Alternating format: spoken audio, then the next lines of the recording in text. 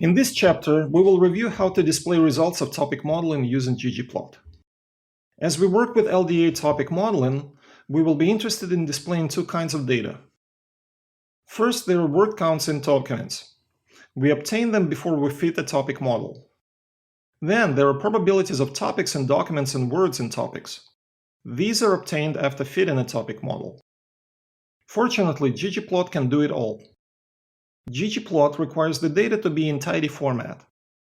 Fortunately, word counts are already in tidy format, and LDA results can be converted into a tidy format using function tidy from package tidytext. When we fit a topic model, we call function LDA and it returns an object. Among many things, this object contains two matrices, beta and gamma. Beta contains logarithms of probabilities of words belonging to topics, and gamma, probabilities of documents belonging to topics. Notice how in the output the dimension of beta is 2 by 34, 2 topics and 34 words. The dimension of gamma is 5 by 2, 5 documents and 2 topics. Function tidy takes an LDA model object and returns a tidy table with a specified matrix. The geometry column layer in ggplot will produce a column chart. By default, the columns will be stacked.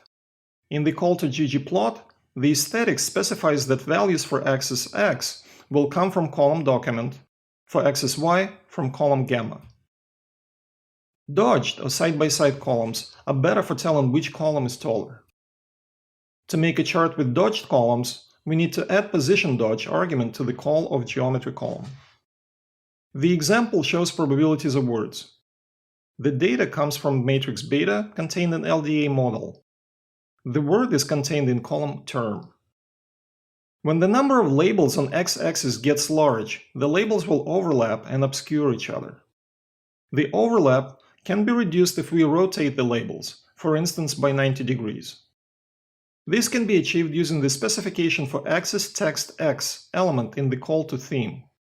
Notice that in the script and the slide, we first convert topic into a factor variable and then use it to guide the color fill. Let's do a few examples.